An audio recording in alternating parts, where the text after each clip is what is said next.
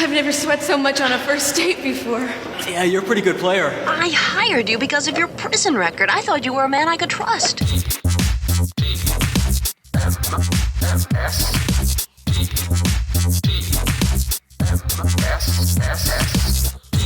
The Morning Stream. Off, hairball.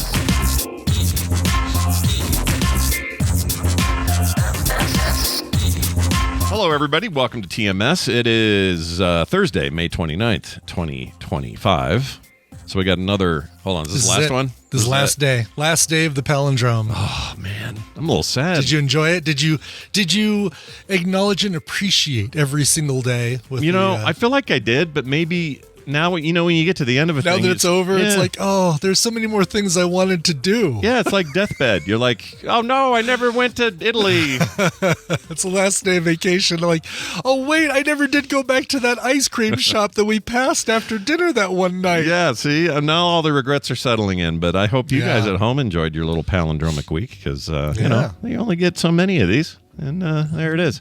All right. Well, we've been busy this morning getting ready for the show. Brian had a small, minor, fixable emergency with his a little resin emergency. Less, more like I've got to clean this up now. Can't let it sit, as opposed to like, oh no, the printer is broken. Yep.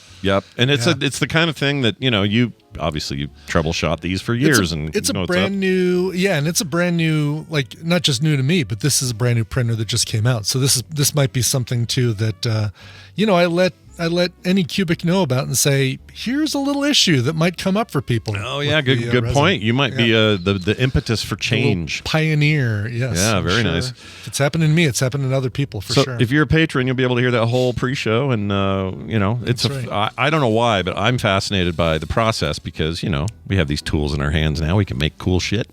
Yeah, it's fun to talk about. So if you're not a patron, sign up and head over there and check it out. Exactly. Real quick here on the rug. Speaking of messes and problems having to fix, the rug deal from yesterday, the dog bar. Yes, deal. The dog situation, right? I think we've come to a meeting place on this. You and the dogs? Me and my. Or you and Carter? Me and my wife. So. Oh, okay. Last night I called Kim and I sent her a picture. I couldn't get the carpet cleaners missing a latch that keeps the soap and the water from bubbling out of it. From coming out, sure, yes. Yeah, which you need so you don't... And I'm really glad I didn't start it up before I noticed this, or else we would have had a bigger mess. And I said, not sure where this latch is. Do you have any idea maybe it got lost or you put it in a drawer or something? And she goes, oh, is that what the spot looks like? And I showed her, the carpet. Yeah. I said, so it's still a visible spot. Oh, huge spot. It's just, no matter what I did manually, it wasn't enough. So that's why this was going to be the thing. And she says, all right, we've had that rug for about 7 years.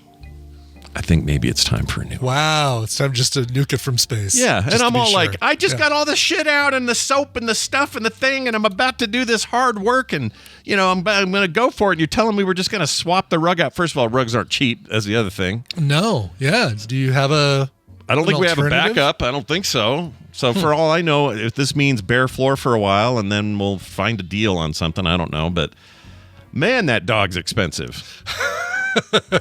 At least it's a dog. I shudder to think about all the money, and Tina will vouch for this, all the money I've spent in relation to the bird feeder that she bought me for Father's Day 2 years ago. Yeah. Getting the good bird seed, getting the stuff that is seasonal, for when they're nesting or when they're coming or when they're, whatever they're doing in the spring versus what they're doing in the summer. Yeah. Getting the spicy stuff to ward off the squirrels. That didn't work.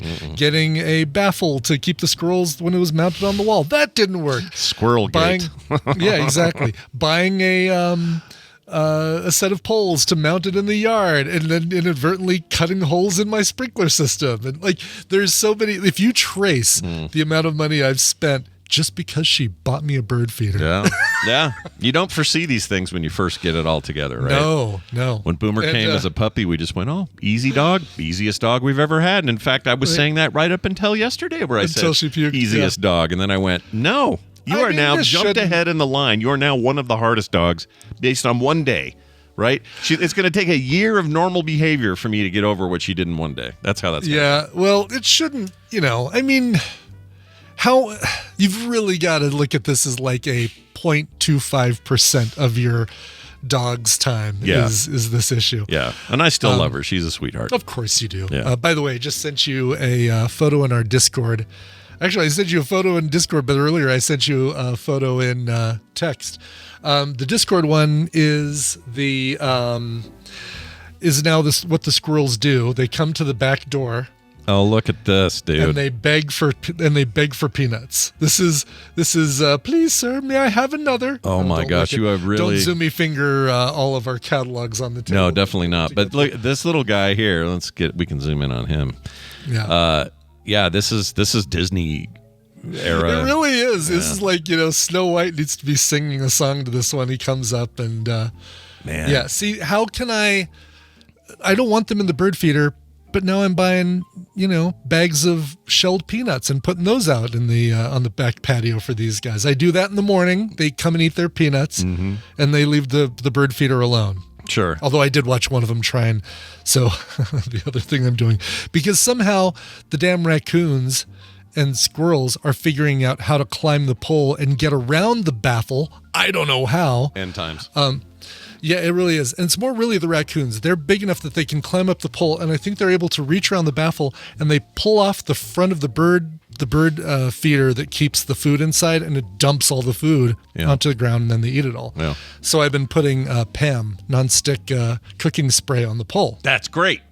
It's awesome, and it's even better when you get a chance to see the squirrels run and jump onto the pole only to slowly slide down and wonder what's happening. Please tell me you have video of this soon. I don't. It always happens before I can grab my phone. Like it's I'm going to though. I'm just going to set up a camera and that's the makings of viral TikTok video number one. It really is. Yeah. Totally is like get some good music going. It's perfect. That's amazing. And that stuff's that's harmless to them, right? That stuff. It is. Yeah, no, it's like it's basically, cooking oil. They'll taste it and probably be like, bleh, that doesn't taste very good, but gross. It won't oh God, Cyrenex says, have you considered a BB gun? You guys would never shoot squirrels. This is not how. Look, they were here before us in terms of, Right. Humans keep busting in. We don't get to also just kill the shit, or we shouldn't anyway. We can find a symbiotic way of existing with these creatures. I don't mind them as long as they don't destroy my stuff. And and it seems like we've got a treaty going for the most part. The raccoons, different situation. We do not have a treaty. They've not come to the table with their terms. Yeah. And even if you did, knowing if they'll honor that, who even knows? I know. Well, Bobby Ann gave me some tips. She said, just go get a box of or a bag of dog kibble. Oh, cheap ass dog kibble, and leave that out for the raccoons. So I would have never thought of that. That's a great idea. Of course, they'll like that. They'll love that. Yeah, that's what she feeds them. That's what Kim is feeding the raccoons. Yeah. Oh, yeah. That's right. She's there feeding raccoons probably as we speak. I don't know. Not this early. They're. I mean, it's 10:30 over there. So yeah, but they're like late in the day, sunset. Oh, is that that's what I think that is? Yeah, at least the photos that I've gotten from Bobby Ann are all nighttime and sunset. Yeah, that's photos. a good point. I've never seen them in the day. What do raccoons do in the day? Is that when they're planning their skeevy little plans? Yeah, they've got a blueprint spread out on a table. Yeah, and a main guy with a visor on his head. Yeah, and a pencil, and he's pointing to things, and a little pewter Bobby Ann figure moves to the thing, says, "All right, target tonight," and they're making their little skeevy plans, little bastards. Right, exactly. Oh, they are fully nocturnal. Okay, so they're sleeping during the day. Oh, I didn't know that. I thought it was like they were awake kind of late afternoon, like a Gen Z. There is that great video where somebody filmed, I thought it was in the day, but somebody filmed a dumpster and the door suddenly slides open slowly and this like bleary-eyed raccoon comes out looking. It's amazing. Raccoons are great. Nice. They are great. Disgusting little trash pandas, but we love them. Exactly. Great. Yes. I just don't want them in my backyard. If I can, and there's, they're climbing over the fence. There's nothing I can do to keep them out physically. So I've just got to, give them some sort of deterrent. Maybe spicy dog kibble. Maybe that's the. Do they make sriracha flavored Alpo or something. You could spray a little capsaicin on the dog stuff. Yeah, that might work. kibble. Yeah, it wouldn't. Actually, it probably would work. I'll bet. But then they're not eating the kibble. Yeah, you know people what I mean? are saying stop feeding them. I mean, I'm like basically if I stop feeding the raccoons, it means I'm stopping feeding the birds because right now the raccoons are eating the bird stuff. Yeah. So ironically, both our problems stem from trying to feed birds. They really do. Yeah. Mm-hmm. Right. Great. Eating a bunch of seed and barking on the rug and Yeah. It's Birds comes are dicks. all back to birds being dicks. Yep. I know there's a faction of people that say birds aren't real, but I say, oh, they're real and they're real, dicks. And they're spectacularly assholes. Yeah. Yeah. Some of the worst. I mean, don't forget they used to be raptors. They were like little pissy little dinosaur shitheads. That's right. Exactly. Back in the day. All right. So anyway, there's that. There's your update on that. No more rug. Hey, we got an email or a text about how that whipped cream thing in the store may have gone down. Sure. I mean, was there a question on how it went down? Well, Chuck Byers wrote in, said, how would you feel about this? Buy it before you try it, that kind of all that stuff. Yeah. Yeah, we have a lot of discussion in the chat, in the Discord about people who eat grapes. Our own Bobby Frankenberger is a grape taster. Yeah. Which I'm fine with. Grapes I feel like are the maybe the gray area. Or not the gray area, but like as long as you're not obnoxious about it and just open the grapes and walk around eating them all while you shop. Sure. But you want to pick up a bag of them if it's already pre-priced. You want to taste a couple or at least one and make sure, these aren't they're sour. not sour or going bad or on the other end too ripe or whatever. Yeah, I agree with that. If they're pre-priced, that makes sense. The big question is, even if they are ripe or weird and you've eaten one or two, what do you do now? Do you buy the bag? Do you go back and get another bag? Like there's some right. Okay, here's the thing. Yeah, if you people who taste grapes, what do you do if you taste a bad batch of grapes? Do you alert the grocery store and say, "Hey, Mr. Albertsons, this bag of grapes tastes a little sour. I've got sour grapes." Yeah, I got a little sour grapes going on over here. Do you flick a coin to your witcher? Like, what do you do? Exactly. Or do you just say, let's leave that for some other chump? Well, here's what this person said. They are anonymous. I don't have their name. It says, in regards to the teen eating Ready Whip mid-shop trip. Yeah. I'm not sure it was a teen, though. It may have been I thought it was a teen. Wasn't it that they described the whole family and said it was the teen who grabbed Maybe. I can't remember if it was a little smaller kid or a teenager. But anyway, I don't think it really matters. But he says, my mother is diabetic, and I can think of at least 2 times where we were in the store and she needed to eat something to avoid her blood sugar crashing. Considering it was a hit of basically pure sugar, I could see this being the reason. Seems like one of those situations where you don't know the situation, you should probably just move along. Sure, I guess we don't have full context. That's true, yeah. Kid could have been diabetic, needed a hit of sugar. I mean, Could be. Yeah. Type 1 diabetes will kick in sometimes when it's least good, and you'll need a cookie or something. And why not get a quick hit of an aerosol can full of basically powdered sugar cloud? Right. That's become my thing in the car when I'm Ubering around is, I don't know what kind of day this person's having. If they're obnoxious, like, I don't care what kind of day you're having. There's no reason to tailgate me with, a foot of space between our bumpers. But if I'm being a little bit more, what's the word? Accepting of idiots on the road and saying, you might just be an idiot that's having a bad day. Yeah, and sometimes they are idiots that are just idiots and are being jerks, but you really never know, I guess. Right. Somebody cutting me off might be a situation where, oh my God, sorry, emergency happened, and I looked down on my phone and realized I was going to miss the exit or whatever. Yeah. So sure. Yeah, I think it's a good general rule of thumb to do that, especially at restaurants. If I get bad service somewhere, I'm usually pretty open to the idea that they might be just having the worst day ever, and I do not want to contribute to that. So exactly, as long as they don't poop in my food, I'm fine. Yep. I see you asked if I run a dash cam. Yep, I do. I have the very rare Ring dash cam, which they made for a very short time and then stopped making, and I don't know why, because it's so good. It's really, really good. Oh, I didn't know that. I thought I thought that was still a thing they made. I didn't know that. No, it's surprised me a little bit. It's because it was a good price. Man, it does Amazon front bottom. and back recording.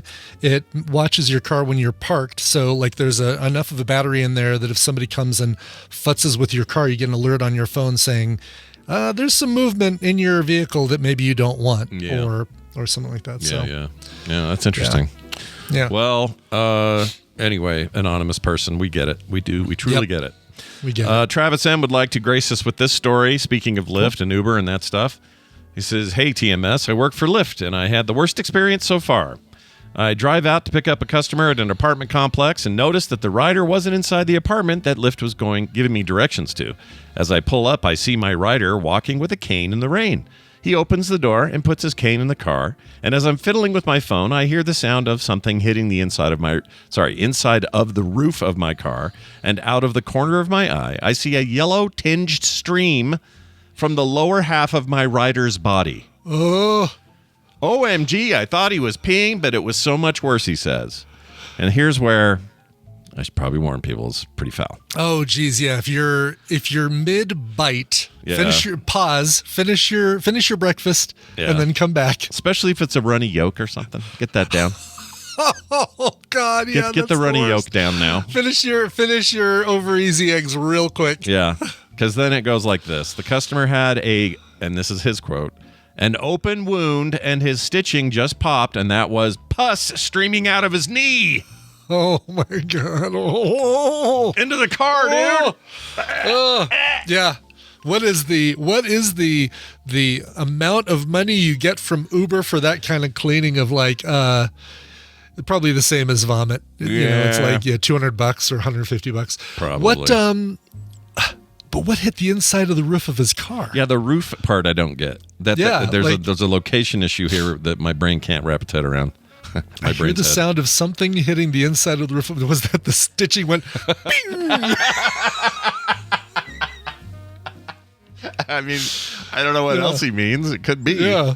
Anyway, he puts his cane in the car, and as I'm fiddling with my phone, I hear the sound of something hitting the inside of the roof of my car, and out of the corner of my eye, I see yellow tinge streaming from the lower half of my rider's body. It might have been his stitches or something. I mean, that doesn't sound right, but no, that's foul. Oh, it's really foul.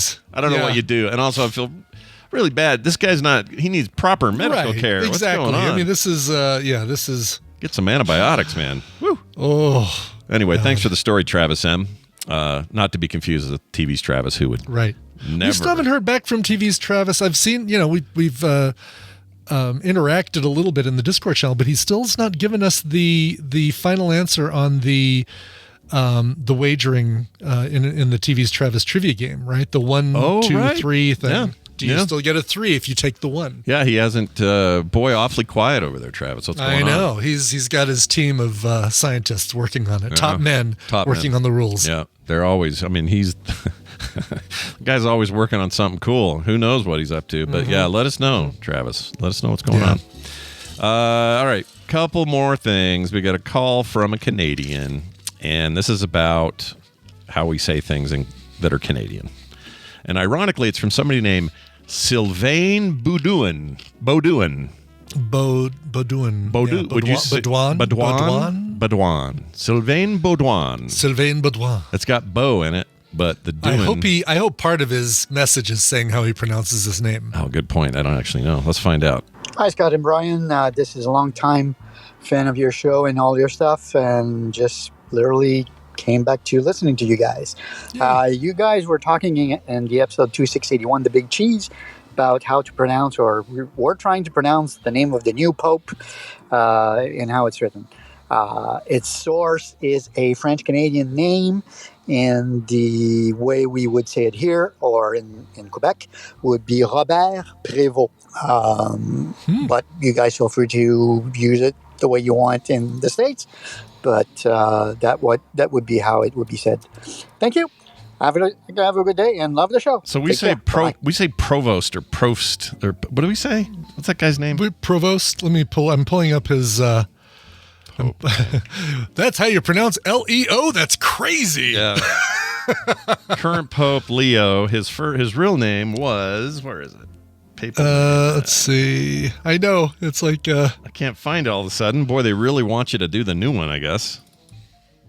The new Pope. Here we go. Robert Francis Prevost. So he said it's Prévost. Perron.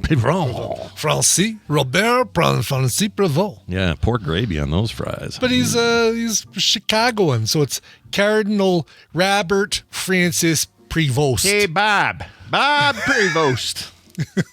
Yeah. Robert. Yeah, I guess so. I mean, I should have known. It didn't look. It didn't hit me that was like French origin. Even the way that I didn't know, not exactly, but yeah, the Prévost. But Yeah, now we need Sylvain Boudouin to tell us how to say his name because we. Don't I know that, right? exactly. I want to know. I'm sure we butchered the crap out of it. Yeah. Well, in the meantime, Kristen has this to say. Hey, Sword and Blizzard Rod. This is Kristen, Stone Mountain, Georgia. I have a quick question for you. My sister gave me Zelda Breath of the Wild for Christmas. I like it, but my husband loves it. He's been playing it like crazy. He's beaten it, the expansion mode, the master mode, still loves it. So his birthday's coming up. I would like to get him a new Zelda game, but I have no idea which one to pick. There are so many different types, iterations of Zelda. Can you, video game experts, please tell me which one I should get him if he loves Breath of the Wild? Want to get something similar enough that he still loves the new one too. Thanks for the help. Love the show though. So Tears of the Kingdom's the obvious one. Exactly. That would be exactly what I was going to say. Like, great. Go right to the sequel. Yeah, go right to the sequel. It's exactly where you probably want to be if you really enjoyed Breath of the Wild. Yeah, and it picks up even where the last game leaves off, basically. Which is rare for Nintendo. They don't usually do sequels. But Totally. that's basically a sequel. Totally. Yeah. Yeah. Close. I think Ocarina of Time to Mask of Majora is the only other example where they did a kind of a two-parter. Right. Yeah. So it's been a while. 30 years. I don't know much about Echoes. The Echoes of Wisdom is the one where you play as Zelda this time. Yeah, and I have heard wonderful things about that. Really? Okay. Yeah. Yeah. Very different game though. It's like the chibi top-down, old That's school. right. Yep. So that's it's right. So it's going to be closer to like classic Zelda games, but that one's also excellent. The one prior to that's in the same style. That's a remake of the Game Boy game called Is that Link Between Worlds? Link's Awakening? Oh, Link's Awakening. Okay. I think it's Link's Awakening. That is also awesome. But if you're like, well, what about all the old ones? It depends on kind of what you have. If you have their online service, you can get all the classics all the way up to Super NES and N64. But if you want Wind Waker, the best game in the series, in my opinion, then you need to either wait for a remake or go play it on a Wii U or get the old one and emulate it. So there's no real way of playing it. You can get Skyward Sword. I imagine all of these with, the Nintendo subscription thing, you can probably play all of them. But Skyward Sword, you can probably easily get onto the Switch. You can. It's a buyable game on the Switch. Okay. They made a version of it, but there's no GameCube games on the service yet. The online service that gives you N64 and SNES and all that. No GameCube there yet. Although I think part of the Switch 2 announcement is that was maybe coming. Okay. I can't remember. Okay. So you may, if that's true, you'll have Wind Waker before you know it. Yeah, exactly. Yeah. And it's I still say Wind this. Waker I love them all, but I love that one so Wind Waker's much. really, really good. There's Let's see. There's a 3DS game too that I really like called. Was that Link Between Worlds? Is that 3DS game? That was so good. Link Between Worlds, yes. Top down kind of 3DS. Yeah, Yep. so good. Yep, that one was good too. So Metacritic ratings put Ocarina of Time at 99. Yeah, it's an all-timer. It is. Four Swords 95, Wind Waker 96, Twilight Princess 96, Skyward Sword 93.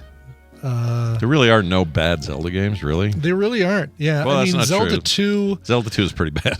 Zelda 2 is difficult as hell, but it changes so many things all at once that when you play Legend of Zelda and you're like, oh, I really like this, and then you go to this weird side scrolly thing where you're fighting a shadow version of yourself that's impossible to damn kill. Yeah, it's hard. I don't like the 2D scrolly bits. They're No, really bad. no. The only thing worse is those original CDI. They had a deal with Nintendo, Philips. Oh, on other yes, right. Terrible, terrible games. Yeah, Terrible. Yeah, Don't even look at those you probably can't. them. No. Even if you can get them on the Switch, don't. You'd have to go through some hoops. You could emulate it, but I do not recommend even going. Pretend those didn't happen. They're that bad. Yeah. But yeah, I think you're pretty much in luck with everything. And if I was going to say, all right, you're on a Switch already, what can I do like today? Tears of the Kingdom makes the most sense because you're going straight from one to a sequel. And you're going to be already familiar with every bit of the control system, the buttons, everything is going to be you're going to be able to basically just be able to jump right into the other one. It sounds like he's already okay with weapon damage, which sucks. I hate how weapons break. I hate that too, but yeah, I get it. If you're okay with it, then you'll be okay with Tears of the Kingdom. But I would argue that if you're going to use the online thing where they have the old classics, I would pick up Wind Waker. Well, they don't have it on there yet, so I'd do Skyward Sword. No, what's wrong with my brain? You'll get it for free because it comes with SNES. What's it called? What's the SNES one? Link Before. I'm getting it. In Time. Link Before Time. Link. Spend some time. Link to the Past. Geez. Link to the Past. Okay. Here I am recommending a thing I can't remember the name of. But that's probably the height of the 2D era. That's as good as it got. Yeah. Mm-hmm. So good. Such a great game. Yep. Well, thanks for asking. Thanks for your question. Brian, we ought to do some news. Let's do some news. Let's inform the people. Today's news is brought to you by Coverville. Yes, return to Coverville this week. Last week was just a mess with freelance and getting back from Kansas City and all that stuff. But we're back, and I got a tribute today to Rick Derringer, incredible guitarist that passed away this last week. You know him from a song called Rock and Roll Hoochie Coo, Rock and Roll Hoochie Coo. But he was also a member of Edgar Winter's band and the McCoys back in the 60s. Oh, wow. Dude has had a long career, so a lot of great stuff to pull from. I'll pull from every era of Rick Derringer's career. And then I've also got, because Tony Hadley, the lead singer, is turning 75 or 80. I'd have to look and make sure, but lead singer of Spandau Ballet, so covers of things like True and Gold and all your favorites, plus a lot of covers by Tony Hadley. Tony Hadley, not a stranger to doing some great cover songs. So wild. Good mix of all those things. Noon for your Spandau Ballet and Rick Derringer fix at twitch.tv/Coverville. Check it out. Get your music fixed today. Japan there's a Japan flight that had to make an emergency landing. And here's why. Oh, I've heard of these before, but here's what happened. And I feel like this almost happened to me on my way to Japan. But it didn't quite end that way. But Really? Okay. Yeah, it was a long time ago. It was the one where I ever tell you the story of the guy that went up to the cabin and banged on the door of the. You think you have? Yeah. I think I talked about that. That almost ended that way. Jeez. He tried to escape the plane above the ocean like an idiot. But anyway, Japan flight had to make an emergency landing after a man tried opening the door. You can't be doing that. A Japanese plane headed from Tokyo to Texas, the big T's, had to make an emergency landing after a passenger tried to open one of its doors during the flight. All Nippon Airways, I don't know. Nippon. Yeah, or probably Nippon. But I didn't know that was part of their name. I just knew Nippon Airways, but I never knew it was all Nippon Airways. Sounds like a dry ramen company. Yes. You know what I mean? Like a package of Nippon. I think there is. Oh, Nissan. Yeah, Nissan Foods. Oh, maybe that's what I'm thinking of. That might be it. Yeah, they do the ramen. Be great if they own airlines as well, It's like, the ramen people are really expanded. They've done great for themselves. Anyway, the ANA, as they're called for short, this was Flight 114, was diverted to Seattle hours after taking off on Saturday due to an unruly passenger. Port of Seattle police told media that they had been notified of a man who, quote, attempted to open exit doors during the flight, unquote. The man, who was not identified, I'm not sure why, was having a medical crisis and had to be restrained by the other passengers and flight crew. He was later taken to a hospital. It's unclear if he will face any charges. Pretty sure that's big no-no, but I'm sure there's some, like if he was having a right. If it's a medical issue, what is it, like a not guilty by reason of insanity kind of thing. Yeah. The guy in my flight was more of a psycho, drank too much and punched his wife on the flight. Oh, geez. Yeah, he sucked, that guy. That's where you break out the duct tape and just duct tape him to the chair. I got to hear because we were in business class. We were up close to the captain, and we saw him up there banging on his door. And the captain came out and threatened him. Just said, first of all, you will never fly this airline again. That's already a thing. We're not doing ever will you fly this airplane again or on this airline. And we might just take you to Alaska and drop you off and there. leave you there. And leave you with the Let police. you find your own way back from. And it was this Japanese businessman who was just totally out of control. And then and the guy finally said he would sit somewhere, out away from his wife by himself. He made all these concessions and was bowing 50 times and all this stuff. So it all worked out in the end. But I have to admit, when you're above the Atlantic or the Pacific Ocean, you're like, holy shit, what is going on in this plane? Yeah, last thing you want done, especially if you're close to, were they the front exit doors or the middle of the plane exit doors? Oh, I guess if he was banging, he was just your guy was just banging the cabin. Well, he did both. So he banged on the cabin door, but before that, he had gone to the side door and was like yanking on the thing and jerking on handles and stuff. And then he got swarmed by attendants, and then he rushed past them and banged on the captain's door. And gotcha. What's weird is he never said much. He was really quiet. So he wasn't going or freaking out or any of that. Yeah, he was just like quietly trying to wrestle the door open, slapping his wife, tried to punch a flight attendant, and banging on the door of this captain. And the only other thing I heard him say was, so sorry, and he kept bowing his head. So it was one of those things. Wow. Anyway, moving on. Let's see. He was later taken to the hospital. Okay, the safety of our passengers and crew are top priority, and we applaud the efforts of local law enforcement for their support, says an ANA representative. While the plane was waiting on the tarmac in Seattle-Tacoma International Airport, a second person was removed from the flight for unruly behavior. This was a rough flight, apparently. Not good stuff going around. No kidding. Flight data shows the plane made it to its destination, though, eventually. So that all worked out. Do we feel like there's an issue? I mean, okay, we want those exit doors to be openable in case of emergency, and very easily openable in case of emergency, so that the passengers who've been good and read their little card and who responded, yes, they will assist the flight crew in case of an emergency. We want them to be able to get out those exit doors when the time comes. Yeah. They have to be accessible, right? Like that's the idea. They have to be accessible. But can we think of a better way to make them, how do we make it so that there's like a little switch that if there's not an emergency, those doors can't be opened, but the person who might be having that emergency, the captain or the one of the flight attendants could be the one having the emergency and can't flick the switch that says now open those doors. Yeah. There's got to be some sort of, I don't know. It feels like if there's a danger of people opening those doors when there's not an emergency, there needs to be a way of making those doors not open when there's not an emergency. What's your contingency plan, airline? Right. I'm sure they have something that they work on or. I don't know, because it certainly seems like, there's I guess you never hear about somebody successfully opening those doors during a flight. So you'd have such bad. Well, I mean, I guess the decompression alone would be enough to. I don't know how that works. Do they have a way to recover from that? It would suck the people. Not if it's one of those doors that just pops off. I know, like the exit doors above the wing. I think when you open those, they come completely off. Oh, they pop right off. Oh shit. Yeah. Well, now I don't know.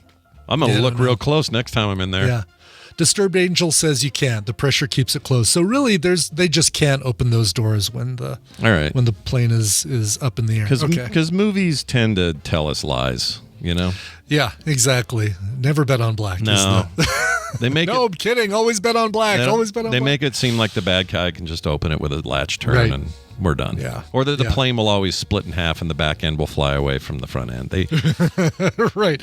But all the people, or a majority of the people in the front half and the back half of the plane will survive and find each other before the others get them. Exactly. Unless you're that one actor that JJ likes a lot who's always dying early. Yeah, I know you're talking about. Yeah, it was Greg Grunberg. Grunberg. Yeah. By the way, since that new Duster show on HBO is a JJ thing, Grunberg's in that. He is. He's the head of the local FBI office in Phoenix. He's fantastic in it. Really I good. love Grundy. Yeah, he's great. Talked with him over email very briefly when he was in the band called Banned from TV. We'll play on. We've been banned from TV, but about doing an interview, and it never materialized. I was going to try and get him on for a next top podcaster interview segment, but things didn't work out. I mean, what a guy to be able to interview and ask about any of the facets of his career, his movies, his TV shows, his work with J.J. Abrams, his music, etc. I didn't know he was in music at all. That's news. Yeah. But anyway, yeah, he's in that Duster thing. I've been meaning to watch that. It's real good. It's a week by week thing, right? It is. Yeah. Kim and I saw the the first episode, and then she went out of town, so we haven't been able to catch up. But it's probably good. I'd rather like cram a couple, 2, 3 in.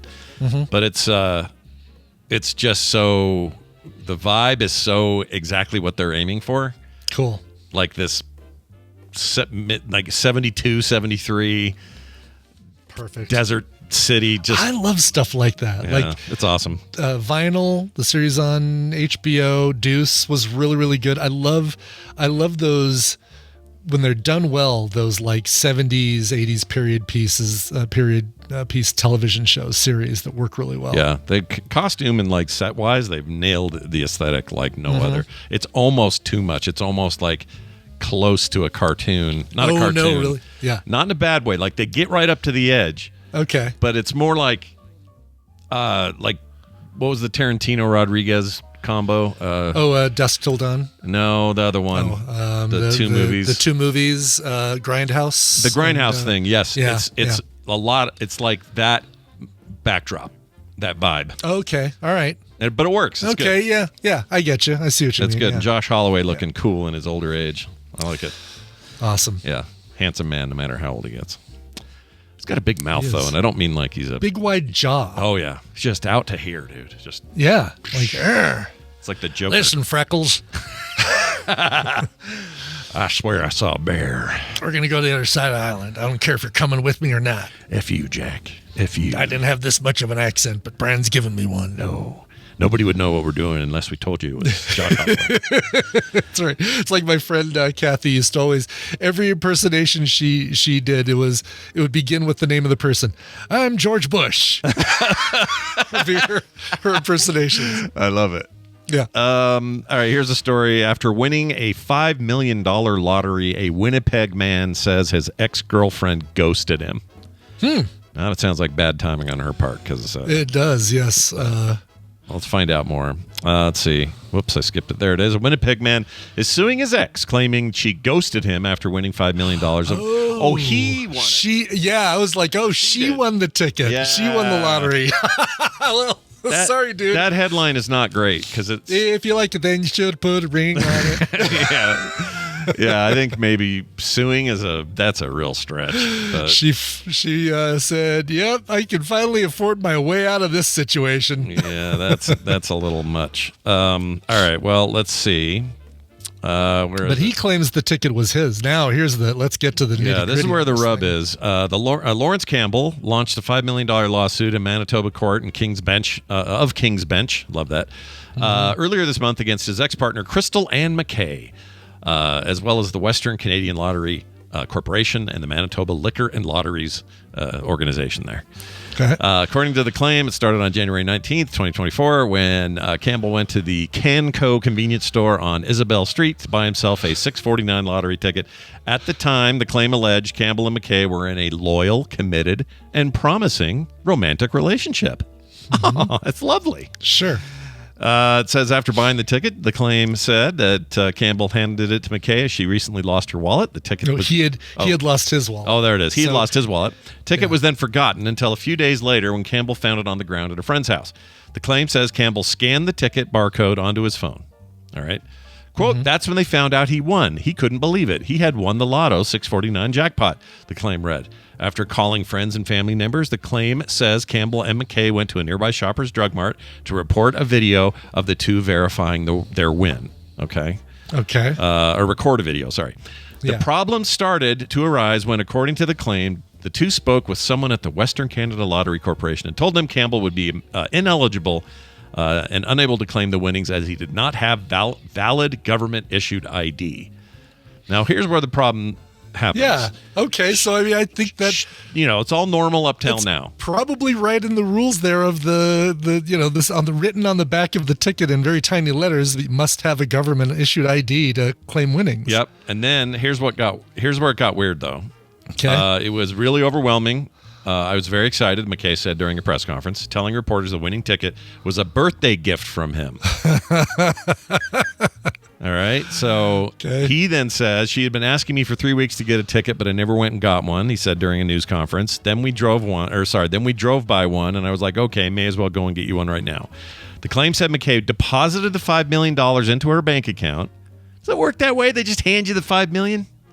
That's how it works. I imagine that they ask for your routing number and bank account number, and they deposit it. But it can happen just as simple as that. They just ACH it in, and you're done. Yeah, but I'm sure it was, this wasn't 2 days later. I'm sure it was it's probably like a few days. Okay. Yeah, they don't really indicate. But here's what she said, or what happened. She puts it in the bank account. Mm-hmm. Campbell didn't have an active account, so he couldn't do it. A loser. Yeah, this is where it gets no ID, no bank account. No. You should have ghosted him a lot sooner. But yep. And then in the days following the win, the claim alleges McKay did not return to the hotel room that she had been sharing with him. She basically just said she just didn't show up. Yeah. But the money in her account took off. Yeah. Now I understand why he's mad because she took the money and ran. But yes. Is it a suable offense? I don't think so. Is it? If she had the ticket in her possession? Yeah. I don't know how you win this one. I mean, he bought the ticket, he claims, and had her hold on to it. Yeah. She says that she'd been wanting a lottery ticket for a long time. Her goal in life was to get a lottery ticket. Like cross this item off the bucket list. I've now got a lottery ticket. Yeah. But, I mean, it sounds like... I don't know. It is absolutely he said, she said. There's no way, unless you've got video of the purchase to show that he pulls the money out of his wallet and buys the lottery ticket. Well, I guess they're not disputing whether or not he bought the ticket, but was it intended as a gift for her or what? But maybe that's all you has have he to checked prove. On his friend, by the way, the friend whose floor he gives the ticket to her. Yeah. He then finds it on the ground at a friend's house a few days later. Is that friend ghosting you too? Because I think I might have know where she went. Mm-hmm. Starting to smell a little fishy about who's got what and where they're all at right now. And, right. And this guy is not invited. That's all we know for sure. Yeah. He's not part of it. Well, anyway, good luck to him and his horrible situation he finds himself in. Yeah. I mean, the right thing, even if she wants out of the relationship, the right thing is to give him half and just say, what, let's cut it. $2.5 million, whatever it is after taxes. Cut your losses and say, you know what? We'll move on out of this loving and committed romantic relationship. Yeah. I wonder if there's, I guess it's probably the same up there for taxable lottery winnings, right? I'm sure, yeah. It's half the point that they do it is they get extra. They basically get a double dip. It's like, bunch of tax money makes the lottery. Mm-hmm. Then if you win the lottery, we tax you on the money we already taxed. Right. The money you spent buying the tickets taxed, and the money we give you is taxed. The winnings are taxed as well. Somehow it feels like the house has an advantage here with the lotteries. Oh, Amish Overlord says, I think Canada doesn't tax winnings. Okay. Well, I mean, Amish Overlord, show us your resources. Show us your sources. I can't just take a little comment seriously unless exactly. Not that it matters, but I wonder. First of all, I didn't know Canada had one. I guess probably lots of places have them. Yeah. We just don't. Why wouldn't they? It's a really easy way to make money off of your people, your constituents. What's yours called? You got one there. The Colorado Lottery. Oh, okay. Very simple. Yeah. Idaho has one. We're the only one. I imagine the Utah, the western states that doesn't have one. I think so. Which is weird because maybe Wyoming may not. I can't remember. But all the places that touch us, I think, all have lotteries. Mm-hmm. And they're always poking us, going, "You want lotteries? You want lotteries? Or you like the lottery? You like to win much money?" There's definitely a situation. Yeah, we've got Mega Millions here as well, Rainbow Bright. So we always get those things like, oh, the Mega Millions jackpot is up to 200 million or some dumb amount. And my mom is she always says, well, if I win, I'm buying a ticket today. If I win, I'm giving you half. I'm like, great, okay. Yeah. And if I step outside, I might get hit by lightning too. So there's that. There is that. But what was I going to say? Something about the lottery, something about I can't remember what I was going to say. We can go to Wendover and get tickets, but then there is a way to do it so you can win the Nevada stuff and be in Utah. That's what I was going to say. It does. I know it's not the case, but it does seem like every time I turn on the news and they're showing some huge winner on the Colorado lottery, not the Mega Millions, but the Colorado lottery, it's somebody from another state. Yeah. Either they came here to ski and they bought a ticket and they won, or they were driving through and they got a ticket and they won. But it's absolutely a grass is always greener kind of thing, where I only notice it when it's somebody else. Yeah. If we're in Idaho, we always get one. Just for shits and giggles. Never win anything. Yeah. It's like $2. All right. Well, that is it for now. We're going to take a break. When we come back, my sister Wendi will be here. We're going to talk about something very specific to the whole time management thing they're working on over there. I think Brian is in that class. Yeah. So I'm in that class. Yes. You're going to get some bonus stuff today. Before all that, though, Brian, we probably ought to play a song. What do you got? Well, shoot. Why are they giving away for free if I had to pay for it? All right. Let's get to a band called Witch's Ride. Witch's Ride. They're about to come out with their new album called Collector. Comes out June 19th, so a little less than a month away. This is the first single from the album. It's called Among the Crowd. It's described by the band as a bit of a dark rock opera about a preacher who loses his following and sells his soul to the devil in hopes of getting it back. There you go. That's actually the concept of the whole album, not just this song. I love a return to the concept albums. Let's more of those. Me too. I'm a huge fan of those, man. Like, The Wall. Why is The Wall so cool? Because it's such concept. It's so exactly. Good. Each song makes the others better when it's a concept Agreed. album. All right. The band is called Witch's Ride. Here is Among the Crowd. We have a serious problem. The fiends are trying to resurrect the Archfiend. We can't let that happen. I see the agency's broadened its horizons. You've temporarily saved yourself from a swim in the toilet.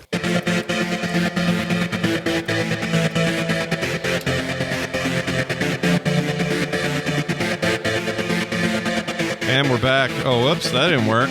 That's the wrong one. There it is. And we're back. Hey, what was that song all about there, right there? Sure, that's the band Witch's Ride. Their new album, Collector, comes out June 19th. That's the first single. It's called Among the Crowd. Nice. Sounds fantastic. It's really good. It's really, really good. All right, we're going to get Wendi in here. We're going to have some fun, have some chat. Let's play this right here. Psychosomatic. That boy needs therapy. Psychosomatic. That boy needs therapy. Lying down on the couch. It's too early for a fish sandwich. It is so early for a fish sandwich. And my sister is here. Not too early, not too late. Right on time, like a wizard means to be. Hi, Wendi. How are you? Hi. I'm good. How the heck are you? Good. What's your life like today? I'm good. How's this clean feed working? This is nice. It's nice, right? It's really nice. Yeah. Really low latency. We're not cutting you out, and you're not cutting us out. It's working. We like our feed clean. Yeah, clean. We like it clean. Yeah. Okay. Keep your feeds you can clean. Hear me if I raise my desk or something, probably. So probably, but you sound better here than you used to sound on Discord. So maybe we won't. The only downside of this thing is it trades low latency for it's a little more sensitive about room noise. So I can hear things happen that maybe in the past was a little less, but it's a better trade-off because it's so much faster. So much cleaner. Oh, I see. Cleaner on the clean feed. So, Brian, you're going to hear my birds, is what we're saying. The birds. That's right. I'm going to hear your birds. I'm going to hear the ballpoint pen. Mm-hmm. If you're doing any kind of pen action. Yeah. All right. There's the one right there. Yep. You might hear Brian type occasionally. You might hear me hit a mic. You never know. You never know what you're going to get. Yes. Anyway, it's great to have you here, though, because you're not only my sister, you're an actual therapist. You help people all the time with real stuff, and this week is no different. Also, the purveyor of all good things over at knowbetteryou.com, which we will talk about a little bit later. But today is a little bit kind of adjacent to all that, right? We're going to talk about something that's kind of sort of connected in a big way to what you guys are talking about right now over there. So I'm just going to read it. Here it is. Unless you had anything you wanted to start with. I shouldn't No, this is... Get to it. All right, here we go. Somebody is going to call themselves JB. They give a little information down here. I'll read that first. They are 38. They are male, partnered with a cat whose litter box I keep forgetting to clean. That's what it says at the bottom. I'd probably not say much about the message, but anyway, here's the subject: time and struggle. Dear Scott, Brian, and Wendi, I've been meaning to write this for weeks, but sending it just feels like a small miracle. I'm reaching out because I'm really struggling with time, and it's affecting my life in ways I can't keep ignoring. Time is slippery for me. I constantly lose track of it. I'll think something will take 15 minutes and then lose 2 hours. I put things off until quote-unquote later, and later never comes. I've tried calendars, alarms, color-coded to-do lists, but nothing sticks. I feel like my brain won't cooperate. This is hurting my work, my health, and especially my relationship. My partner is incredibly patient, but I can feel the strain. They say it is like I live in a different world where time is flexible and they're left waiting or rescheduling around my chaos. I've missed dinners, forgotten errands, bailed on plans, and I know it hurts. This isn't new. As a kid, I would always be late, losing things, forgetting assignments, staying up all night to finish what I should have done earlier. People told me I was smart, but not living up to my potential. Oh man, do I feel this? I internalized that as laziness or failure, and I still carry the shame. Lately, I'm wondering if I might have ADHD or something similar. I've read stories that sound just like mine. Time blindness, emotional swings, and constant low-level anxiety about forgetting something. I feel like I'm always running, but never getting anywhere. I don't want to keep disappointing the people I care about or myself. I think this goes deeper than needing a new system. I need to understand what's really going on. Thank you for reading this and for your time, JB. Wow, that sure fits right into what you guys are working on over there, doesn't it? Totally. Yeah. It's exciting. Well, there's so much. One of the reasons this even exists and why I've cared about time is I'm a fairly productive person, and I use like artificial deadlines to create emergency so I get crap done. Right? Wow. I have plenty of actual deadlines to create emergencies. I don't need to fabricate any new ones. Yeah, I fabricate stuff. I mean, like when I create something that nobody's looking for, right? I have artificial deadline, and I think your mic went. Her audio just got muffled. Let me make sure something. Oh no! I don't think it was you. It sounds like something got muffled. Like you're talking through a shirt, like your lavalier fell down. What kind of mic are you on? Is it just the room mic? No, it's headphones. Oh, Did weird. I bump it or something? Oh, weird. Here, I'll turn you up. Do I still sound weird? There you go. Now you sound better. Okay. Is that from you bumping it, or is that from? I'm turning her up a little. Okay. Keep going. Sorry. Go That's ahead. me leaning forward. It's a little. It's a little more muffled than it was before I said anything. Yeah. Ryan, I feel like it was you. Move your little stick around to see if it does anything. Sarcasm, my biting wit broke your mic. Yeah, it did. All right, say something now. You sound better. Okay, Still a little muffly, right? but it'll work out. It'll be fine. It'll work. Yes. Okay. I'll try to speak clearly. Excellent. Okay.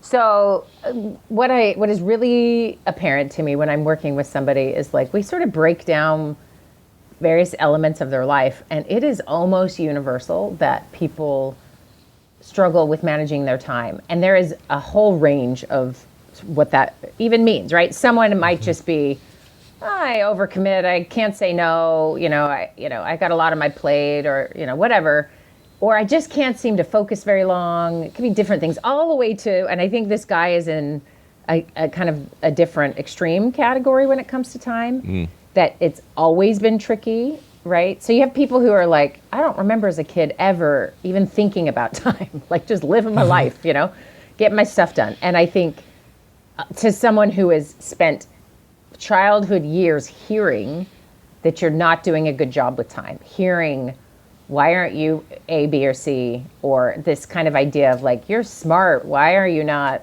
able, to clean up your room and turn in your paper on time, right? And so there is a massive impact on emotional identity, emotional development, and sense of identity, right? This thing. So Scott, you said real quick, before I continue, but I was just going to say, I have found no one who sleeps well when they come to see me, and no one who is really managing their time very well. Those are really common things. So this is why I'm excited to do this class, because I think it applies to literally everyone. Everybody. Everybody. the writer, says, "What's wrong with me? I think something's wrong with me." It's like, nope, it's the same thing that's wrong with all of us. Yeah, it's really, really true. So Scott, we all you have mentioned a form of this, but yeah, go you ahead. mentioned something like it was very familiar to hear you're not living up to your potential. Oh, So yeah. Can you just share? Is that based on how you handled time, or is that something else? Yeah, I do, and another I session. think for me, junior high and high school is where this manifested. It was because prior to that, you're a carefree kid who cares, like you're just having fun. Time means nothing. But when you have deadlines in the form of homework, in particular, that's where I would sometimes hit a wall. And when I would hit that wall, it would be like, oh, there's a report due, and I have 2 weeks to do it. And my brain would go, well, that's plenty of time. Yeah. And you'd go do something fun, and then you'd come back to it, and then you'd say, I don't want to do this right now. And you go back and have some more fun. And then eventually it's the day before, and you now have to cram. And this isn't going to be news to a lot of people. This is how a lot of people do things, just literally procrastination. The definition of it is procrastination. But it was kind of chronic, and I would do it all the time, and I know it drove mom and dad nuts. But where I was told that I wasn't living up to that potential, where there were teachers who were saying, your test scores are through the roof. You test in the high percentile. Why are you failing this class? And the answer was always, I'm putting the work off too late, or I didn't turn it in at all, or especially in high school where I was like quit caring. I was like, well, I'll get around to it, and then I just wouldn't get around to it and not turn it in. But then test day would come up and I would like ace it. And so that drove my teachers crazy, and it drove me a little nuts because I knew I could see it, right? I could see the problem. And so there was always that feeling of, I knew what they were saying was true. Like I was hindering my potential by not doing the groundwork on the homework and the other stuff that was like hard or took time or whatever. And oftentimes the way it would work is it wasn't nearly as hard as my brain would make it. Even on the night before, I would whip it out and go, oh, well, I could have done that like last Tuesday. What am I doing this for? That would happen a lot. I do that now with stuff. Yeah. I'll get like a project or a commission or something, and it'll stress me out even though I know I've got months. I'll be like, oh, that one. And then I'm like, Scott, just sit down and do it. Quit worrying about it. Just do it. And I'll do it.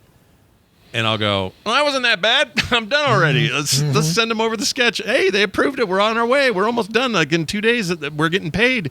Like it's not a big deal, but I would always create the big deal by putting it off, doing something else, coming back, all that sort of thing. So that's, to answer your question, that's kind of where I was at.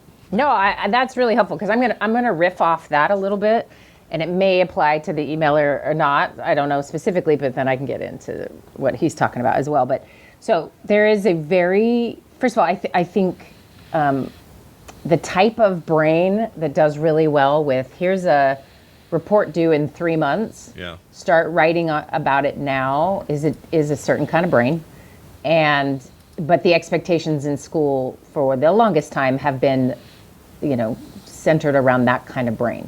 So if your school had only been test taking and that was the measure of your work, you would have never had those conversations, right? Sure. But what was built in is this other form of learning, and the concept, the pedagogy behind it ultimately is, gaining information over time helps you learn it better, theoretically, right? Yeah. And there are certain brains that 100% that's working great for, and then there are brains where it is absolutely difficult, and then leads to this like sort of spiraling problem where you think you're broken or something's wrong with you because you're not doing what the whole classroom expects and what other kids seem to be doing without even trying, Right. They just turn it in or whatever. Yeah. Okay. So first of all, noting that those differences are real and there are plenty of people with them.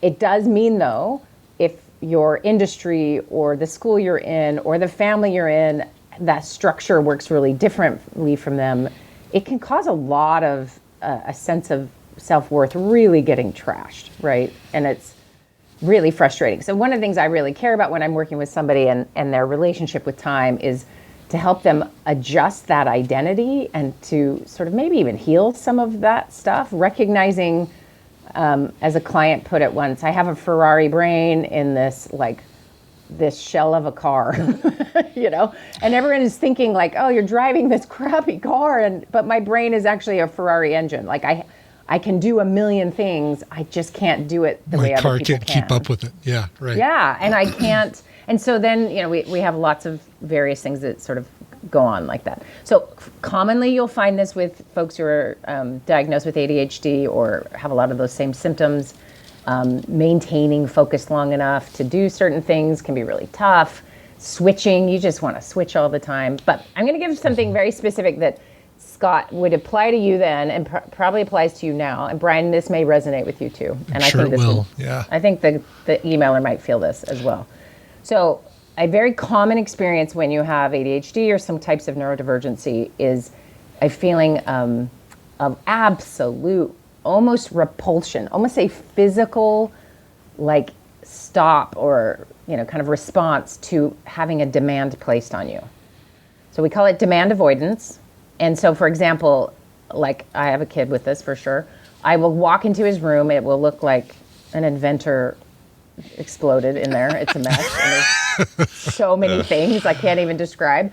And I will say, you need to clean your room. And the 10 minutes before, he's in there thinking, I should probably clean my room. Yeah. So he's starting to mess with stuff and put things away, which, let's be honest, is never cleaning. It's just moving things around. But it is him thinking it's his idea, right? Yeah. The minute I say, clean your room, it became a demand, and his brain will respond, like it will activate the amygdala. Like it will literally see it as a threat.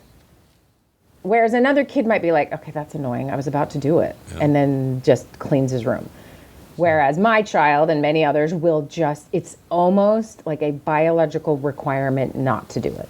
Right. Like a deterrent. Just the way of asking, not the method of asking is the actual deterrent itself. Yes. Yeah. And if I'd said nothing, he probably would have partially cleaned his room. Yeah. So this idea, think about this as an adult in your work life. You are given a project or you're given, here's this 3-month window. This is why half my job also is talking to people about how much they are so tired of being in meetings. Meetings are killing everyone, right? And it's that constant reiteration of what we're doing and saying what you're working on. It is a bit of a managing that 3-month window for a project to make sure it's getting done, right? But this idea of like, okay, these demands are put on you as an adult, and if your brain rejects those demands, you're in trouble, because that's a lot of things. That's paying a bill, that's calling the doctor to make an appointment, that's, any pressure to do a thing you need to do can have this same response. So one of the things that we do, and we're going to talk about this in the course a bit, of how to navigate around some of these things that happen in our brain that feel so frustrating and feel like a personality flaw, when really it's the wiring of our brain, and we just got to work a little differently with that wiring. And it would be something like, I would walk into whose room, and it would be a mess. And I would recognize that I'm about to create demand avoidance, right? Yeah. As the parent, as an individual, he'd have to set a timer or figure out some other way that works for his brain, right? But as someone coming in and offering a demand, I'd have to get a little more creative, right? And here's the key. You identify the value, not the demand. So for example, Scott, you get a project, they gave you 3 months. Yeah. And you have now this ticking time clock. It's going to bug you most days. It's something in the back of your mind. It's taking up energy and time this whole time. Then you knock it out in 2 days and you're done and you get relief. So you've rewarded your brain basically for doing it at the last minute. Mm-hmm. And sometimes we're more creative at the last minute because backs to the wall, the juices flow. Yeah. Yeah. Mm-hmm. Yeah. And so we get really used to this rhythm. But if we take out the demand on time and actually ask about your values. So let me ask Scott, with this 3-month project, what is it you actually value about any of it? Oh, man. That's interesting. Okay. Well, in the case of this commission, for example, it's a business decision to do one, so it's money. And the other might be creative challenge, I suppose. Although in this particular case, it's not particularly challenging, but it's actually fun. The project's fun. There's something about the fact that I had a buffer of time that's a larger window than I'm used to, that makes me not that it's weird. People are going to automatically think, oh, you're just putting it off because you have so much time. So you can just put it off because you have time. And I don't think it's that. I think the bigger window has made me go, but so much can happen in 3 months. And what if these other projects come and burn? Like, you start to panic around all of the things that you will or have to do during that time and how much changes in 3 months and this sort of thing.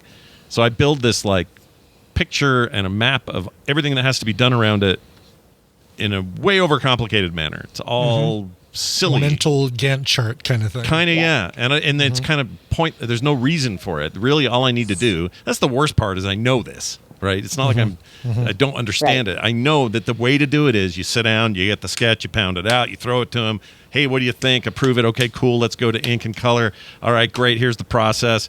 Here's my Venmo. Whatever the final stretch is.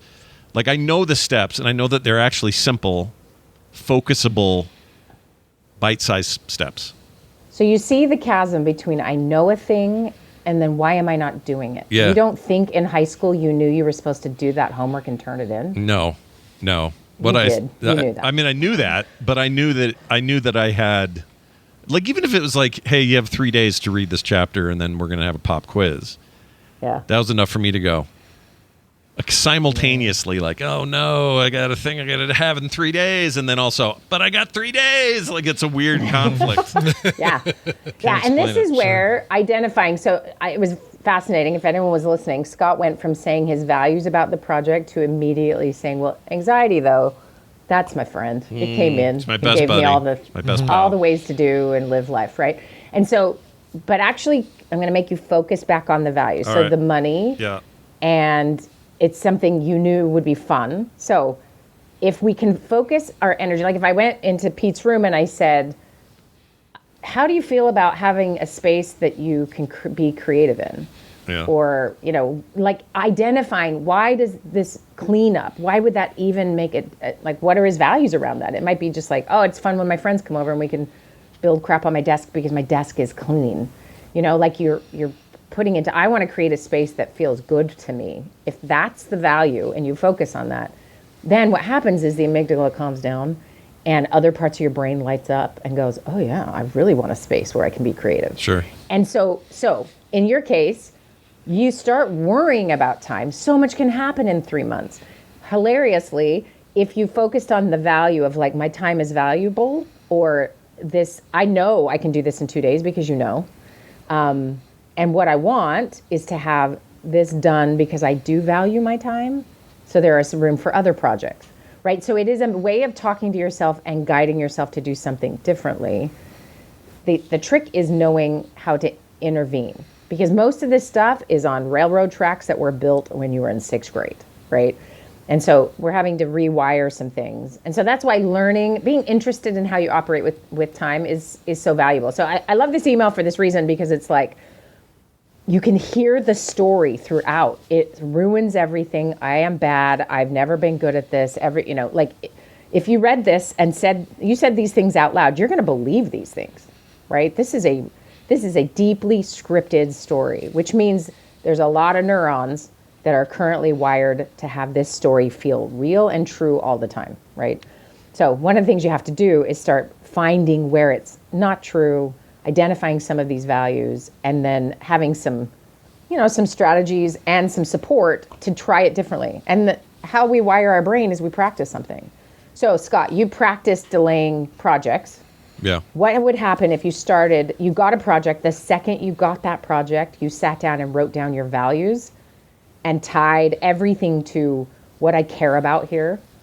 And maybe you're just like, I don't even care, I just care about the money. And then you stop and you go, okay, if I wait 3 months, then I'm actually disconnecting from my care about the money. I'm caring about my anxiety. If I cared about the money, I just get it done so I have room for more things that make money. If I care about the fun, then, and to set your life up so that you are going to make the time to do the thing because you value it, not because the old script starts playing. Right. So does that make sense? Yeah, no, it does. I've never really thought together. about doing that. Like, usually what I do is go, oh, how long is that one going to take? And then I'm also gauging the potential person on the other end. If I know them, it's easier. But if I don't know them, they're maybe a first timer. Yeah. There's issues of like, how picky do I think they're going to be during the proof process? Are they going to change their minds? You know, I know it Is there a sounds little weird. bit of that, like pushing it off to like give them less time to change their minds and less time to be picky? A little bit. Like you want to close the window for them? Well, Yeah. not only that, but I also want to try to control how much I feel like I've actually kind of gotten good at this. I've gotten good at a system of, here's what I charge, and then I have pretty good intuition that they're going to be hard and nitpicky and not really sure what they want. I can usually gauge that from their initial contact with me. Yeah. Sure. So I plan based on that of like, all right, well, here's how it works. It's half up front. It's once you approve the sketch, we're on our way. So that sketch phase is really important. But then there are times where I feel like they already know that, and I don't need to focus on that, and that we can get right through it. So there is that, and during that, because I'm playing that little evaluation game, I'm rarely thinking about this values thing. Yeah. And so that's maybe something I need to be mindful of next time I'm evaluating. Because you already have a process. Yeah. This is something I'm always telling people, and I think the day I realized that, I was like, what? That's real. So if someone says, what is your morning routine? You're like, yeah, I don't have one. Yeah, you do. You get up every morning and do things. Yeah. You have one. Something already exists, and that's true in your business and your work and your to-do list or however you live your life. You are currently operating in a particular system. It may not be thoughtful or intentional, but habits are there. Our brains are 100% like, how do I make this more efficient? Oh, I'll do the same thing every day, or some form of the easiest thing, and not maybe the thing that's best for you. So if you start to be more thoughtful or think about it. So Scott, you've got your program, the way you do it. You sort of have a checklist or a philosophy that you're living your work by. Add literally, maybe you write it down, a values evaluation, right? Where you just spend, it's 5 minutes max, where you're just identifying your values and then thinking about your time value. Yeah. So all the training has led you to be on your heels when it comes to time, right? Your brain kind of operates that way a little bit. What would look like, I am consciously deciding how the time works this round, right? Right. So maybe it's that I do it this Saturday. I got the call Tuesday, and this Saturday I've got like a 2-hour block. I'm sticking it in there. And instead of it's a demand, it's the value about my time, which I've already established, acts as a motivator, right? Yeah.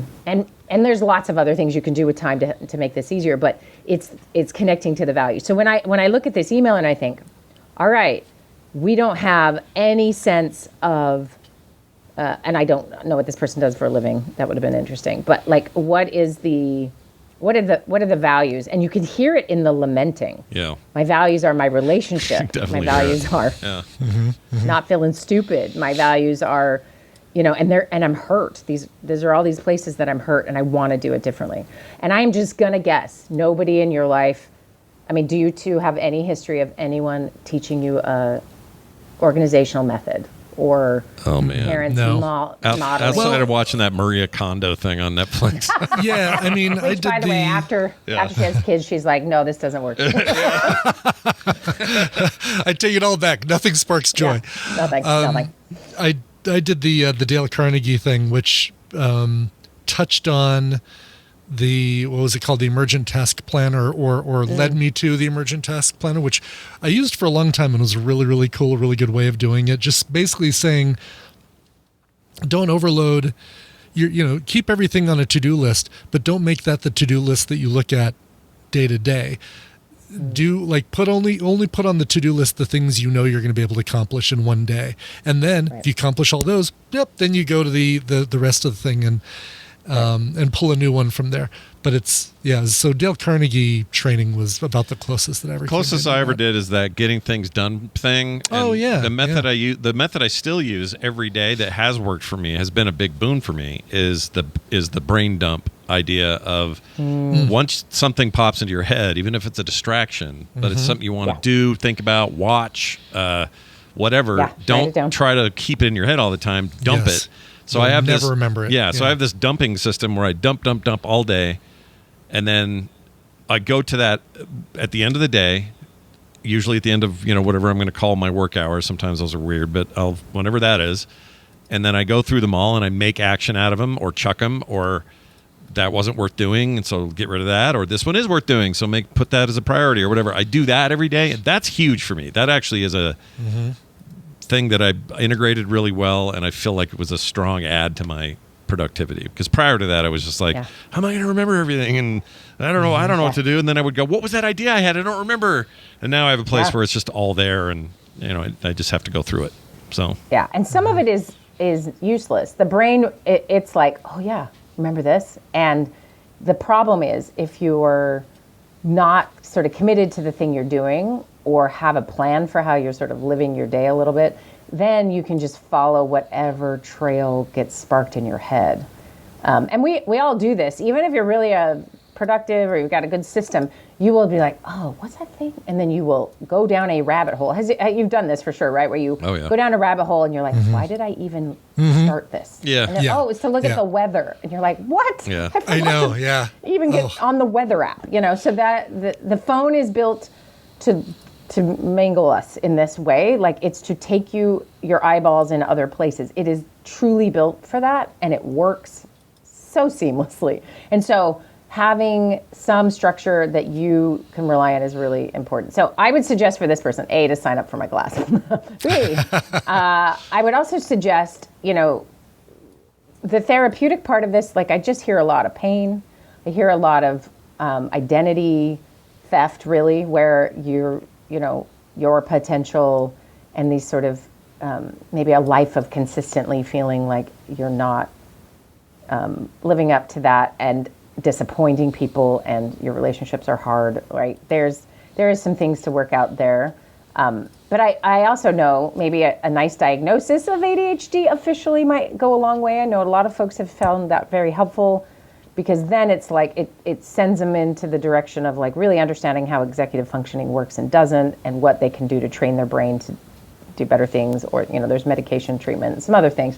So that's something I would also recommend is, it's kind of a piecemeal solution where you're going to look at a couple areas. This isn't as simply as like get a planner. But man, do we all know, what's the term, productivity porn, where you're just like, look at this new pencil. I know, exactly. It will solve my problems. The tabs are color-coded. That's going to totally solve my problems. Yeah. Totally. It's the gear problem. Not only right? that, And you have a million, YouTube channels and everything dedicated to all right. this. So everyone's an expert now. It's not just 2 books at a Barnes & Noble. It's like 400 influencers who want to tell you how to organize your time. Got a lot of requests from people asking me to explain how I manage all my time. Here you go. Like and subscribe. Smash it. Like and subscribe. Yeah. Exactly. And so the narrowing it down to like what actually can work for you individually is different than here's this great setup that I can read about. And that's what I love about what we're doing, is that we've got people helping you individualize it and find out what works for you, and then other people, can share their thing. Because I sent an email out this morning, maybe no one got it yet, but the email was about, because I think about this a lot, handing Scott, our great-grandfathers or our grandfather who fought in a couple wars, handing them an iPhone 16 and saying, Can you imagine? Yeah, what do you think of this? Yeah. Like it would create a reminder. Turn it on, Like I had an Android in my hand. This is no hate for Android. I know you have taken the brunt of a lot of things, but I held my mom's Android in my hand. It was ringing. I was like, I do not know how to answer this. Like I could not figure out how to answer that phone. And I thought, part of it is because it wasn't a modern Android phone. Mom's got this ancient ass cheap thing that John won't let her upgrade. So there's that. But I've never even tried it. It was those dang button icons on the bottom. Is like, well, that's like a circle. Is that going to record something? Then there's an arrow. What does the arrow do? It's like, give me one. Like you were gonna get I want trouble. the one button or the 0 buttons or whatever. So just imagine from any other era. Yeah. And I pointed out in the email, this is the people who raised children who then raised you. And the people who raised you had a wristwatch and a wall calendar, right? Yep. They did, say the word Slack to someone 80 and up, and they'll be like, what? Like pants, the Slacks? Like it's such a different world. And so, like when I asked both of you, does anyone guide you? Yeah, well, maybe you found some popular, day planner, or you found a training or whatever. And that works here or there piecemeal. And that's what's tricky, is that if it works for someone else, why isn't it working for me? And of course, what we hear is that, oh, everyone's got it together, or it feels that way, or look how productive that person is. There's a lot of social comparison that just did not exist for our parents in the slightest, right? That makes you feel even dumber, or like, why can't I get my act together? And there's a lot of internal noise that is problematic too around these things. And this can be, we could swap out time management for relationship skills, or, other things where we're really can be really hard on ourselves. I think time just touches everything and affects, how we see ourselves, how our relationships and our work flows, all that. So anyway, I would do a couple things here for him, and hope he can get some help, and probably a diagnosis might go a long way to help him understand as well. If you didn't get the email, just checked, and I did get it, and it's all about this. It continues right down these lines. Helpful in its own way, but also this class obviously is going to be a big deal for people. And I don't know if this person who wrote in is part of that or not, but definitely they were not yet. Yeah, definitely log in over there and see what your options are. Maybe you are, maybe you aren't. I don't know. But I feel this particular one this week, I think Brian can concur. There's a lot of creatives in my life. A lot of people do content. A lot of people who hands in lots of cookie jars. In a way, that stuff serves us, but in some ways, it just blows us up and bites blows us us in all the over. butt. Yes. Yeah. Yes. So, and has a special kind of strain that you don't. Well, I don't know anyone that goes to work and comes home and stops working. I don't. That is anyone who owns their own business certainly doesn't. Yeah. Never does. Yeah. No. And people who, you're salaried. They're expecting you to get stuff done, and we're distracted. We're burned out. It's really hard. I always think, I have a bunch of clients who are in that world who will say, I want to be a surgical tech because once I leave the OR, they can't make me do surgery after, right? Yeah. Finding really concrete, that's the level of desperation someone wants to get to, is change their entire career path so that people can't keep asking for more of their time and they don't have a way to stop it. And that's crappy. One of the things that, I'll talk about in the course that I paid for, just kidding, is that I see the rideshare stuff that I do, the Uber, the Lyft, whatever, as a way to do something that I can't take home with me. There is no to-do list that comes from picking somebody up, driving them to the bank, picking somebody else up, taking them to Jimmy John's, taking them home, whatever. I end those couple hours, and it's like I don't have anything left to do with that job. That job is over the second I drop that last person off and drive home. Yeah. So I think I use that as oh my God, this to-do list is so overwhelming. You know what? I'm going to go drive around for a while because that won't add anything to my to-do list, and it'll keep me from looking at my to-do list. Yeah, I do similar things. I have we have this problem where I don't have any.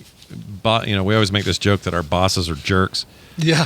They don't give us time off. They're regular time off. It's like a weird thing, but it's because we're making all those decisions. There's no 5 o'clock. Bing, everybody clock out and go home. There's always the feeling of I could go longer, or what if I went shorter? And then you feel bad because you went shorter, and then you got to go back and do it at 8:30 because you didn't do it earlier. And I'm prepping TMS at 10 o'clock last night, going, why did I do that? I could have done this at noon. This sort of where the monkeys are in charge of the zoo is part of the problem. Yeah. So we have to do special stuff. Brian's story of going to do something else that deactivates certain parts of your brain and activates others. It's called active rest. We need it. In fact, we need a lot more rest than people think. And for our brains to work optimally. We've all experienced the diminishing returns of just cranking something out, and it's not your best feel work. exhausted. You have to just Yeah. And you eventually burn yourself out. It's so easy to do, to get to that point, because the demands on you will never end, and especially in certain industries and certain places. There's just an endless amount of that they will take from you. So you got to be. Will Brian walk away from your course a new man? Is this going to change? I hope so. Oh, I hope better. So. Me, Dale Carnegie, and Wendi Dunford. Those will be his two. Those are the two. Right? How to influence, how to win friends, influence people, and watch cat and chicken porn. There Excellent. you go. I think that's right. the book. This is the key. Oh, that's who that is. Yeah. Okay, because when anyone says Carnegie, I think of Carnegie Hall and all that. Of course, yeah. How do you get there, by the way? I have no idea. How do you practice? Get there? Oh, practice. I feel like the rumor is that his name was spelled differently or different, and then he changed it to Carnegie because he wanted the connection. Because he wanted the notoriety of the hall. It worked. Oh my God, that's brilliant. Oh, that's funny. Good. I wonder if I'm making that up. You might How be would making anyone that up. know? Yeah. You'd have to look it up. Look it up on the internet. The Do you know internet what I love to do? I love when I'm with people and we have a question no one has an answer to. And then everyone just goes, yeah, there's no way to find that out. And no one pulls out their phone and we just let it die. It feels like a weird luxury for some reason. It's like an inside joke that I love. Yeah. I love it. Yeah, nobody knows. That's such a rarity these days just to say. Impossible to know. Well, I guess we'll never find out. That's unknowable. Yeah, sorry. Some knowables are never going to be knowable. Just don't know. All right, well, let people know what they can do in the meantime over at knowbetteryou.com. Know Better You, spelled KNOWBETTERU.com. Go to the Time Mastery link at the top, and you can read all about what we're doing. It starts next Monday. Yeah. One thing I just want to tell people is that, and because, you don't make a time course and then expect everyone to give them all your time. So it's pretty short. 2 classes will drop every Monday. We have a live lab on Thursdays at 7 p.m. Central. If you cannot make it, it's recorded. You can watch it another time. We have a couple options for coaching in the week to work with small groups and even one-on-one. And that they're really flexible and can work with your schedule, especially the individual. And it's going to take a chunk of your time. It's not going to take all your time, but I promise you we'll give you back so much more time. That's awesome. Right? And so it really is doable, but it'll go a long way. So excellent. We're really excited. That's fantastic. Knowbetteryou.com. That's a U, the letter U at the end, guys. Mm-hmm. All right. Letter U. And the no is a KNOW, not an NO. That's right. Because there is a better you. That would be yes, better you. Okay. Yeah. This is just to know yourself it just takes better. to get to that. Yes, you need to know. Yeah. There you go. See, nailed it. Wendi, it's always good talking to you. I hope everything's good on the home front there. And Kim's in your time zone right now. She's in Chicago. What's she doing there? She's there hanging out with friends and watching raccoons on a porch, pretty much. What? Just chilling out with Bobby. You know Bobby Ann, right? From the thing? Yeah. They're just kind of having a girls' week and enjoying themselves, eating all the good food and all that, while all the husbands work away at whatever we're doing. Slave away. Taking care of dog barf. Printing TIE fighters. Printing TIE fighters, exactly. Variety of things that keep us busy. Anyway, but we'll do this again next week. So have a fantastic one. And enjoy the 1st of June. Bye now. Bye. Oh, oh, good. She can leave. Sweet. That worked out nice. Okay, everybody. You know what time it is? Time for us to wrap this thing up. Yesterday, we had a couple of emails that we held over. I'm going to read those real quick. A text from Les in Prague. Love when he writes in. He says, hey, Scott and Brian, Les Nessman here. He usually calls in, so must have been in a place where we couldn't do it. He says, just heard an episode where Scott mentioned Van's love of physical mail. I thought I'd suggest Post Crossing at postcrossing.com. It's a free website where people send and receive postcards from around the world. You create a profile. Kim could mention she's a grandma to a boy who loves mail, plus his interest in like Marvel, Star Wars, or animals. When you click the, quote, send postcard, unquote, you're assigned a random member and their profile, and then you write them a postcard with this special ID. Once it's received and registered, your address goes into a queue to get a postcard from someone else, possibly from a totally different country. But I guess you never see their addresses, so it's good. There's no doxing here. It says, I did this for 10 years in Tennessee and mailed over 3,600 postcards. Wow. It's a fun way to connect with the world. Love the show, Les. I'd never even heard of this. This is news to me. That's so cool. Oh my God. Van would love that. I'm even thinking, so. It's like pen pals, man. It's kind of like pen pals. How much is it though, if you have to send a postcard to, these are actual physical. Yeah. These are physical postcards. This isn't like you're getting a digital postcard. I see photos, on their website of like, recent postcards. If you scroll down, it shows you artwork. So, I mean, are these people scanning in the postcards? That's why I was wondering if it was digital. So it's like, okay, so... 11 days, 517 miles. So they sent a physical postcard. And you pay for this? I assume? Yeah, you pay to send a postcard. Like, the service is free, but you're paying for a stamp to send a postcard to someone in Germany or Australia or wherever. That's pretty wild. So it's just kind of cool. pen. I guess you can say whatever you want, right, on the card. Yeah, oh, yeah. Interesting. All right. Well, there you have it. That's kind of cool. Yeah, I like it, Les. Thank you for that. Down there in Prague with good ideas. Now go dance at night with a bunch of Germans or whatever you do. Exactly. There's Baron Zemo over in the corner. All right, here's one from Callie Sky. She says, he or she, I'm not actually sure, why we need our pinkies, because I talked about don't need them. Right? Yeah, I think they'll fall off eventually. Yeah, they're just kind of, we're going to naturally select our way out of not needing pinkies one day. It's like tails. We don't need tails. Anyway, hi, Scott and bassline solo and bassline, sorry. In defense of our pinky fingers, without them, playing the guitar, piano, and most other instruments would pretty much be more difficult. Also, I needed to hit shift and control for games. No, that's because that stuff was built around you having a pinky. If you didn't, we'd find ways. It would all work out. Would your actions per minute go down if you have one less digit to push a button? Absolutely, but you'd never know, because that would be the high water mark. That would then turn into everybody's actions would go down, basically. Yeah, and you wouldn't know they went down because they were never they were never up to begin with. You weren't born with a pinky. So for all a lot of people don't know this, but yeah, I mean, our pinky toes once were as long and as big as our big toes, and just over time, the natural evolution of our species, those pinky toes have just gotten smaller and shorter and stubbier. I love the idea that my pinky toe would be this long. It was as big as your big toe. Yeah. That'd be gross. Don't let that guy save your well actuallys. Okay. Yeah, I know. Yeah, I'm keep kidding. it to yourselves, you weirdos. Anyway, catching up on shows. So I hope this isn't redundant. If somebody already made my point, then booyah, hug the ghost, yo, Callie Sky. Well, thank you so much for that. A reminder. Oh, by the way, all these voicemails, texts, all this stuff, they all come to us very easily and simply at voicecast.app/TMS. Use it at your frequency. Okay. Hold on a second. So. Batuba says RFK might be working on a way to get rid of our pinky, and that in and of itself is funny. But after RFK, he put Hoggle, and I'm assuming you mean the character from Labyrinth that, now that I think about it, kind of looks and acts a lot like RFK. Please tell me that's our thing? Little nickname for RFK now. Oh my gosh, Hoggle. I need to look up Hoggle. I can't remember what he looks like. He's the little short dude that helps Sarah through the labyrinth. Oh my gosh. This guy right here. Yeah. Looks just like RFK Jr. Does he talk? What's his voice like? I don't remember. I'm going to help you get through the labyrinth if you just follow me. Hold on. I got video of Hoggle. I want to see if it matches up. He doesn't. No, he's got a very Fraggle kind of voice. Oh, darn it. Okay. Well, yeah, look at that. Jeez.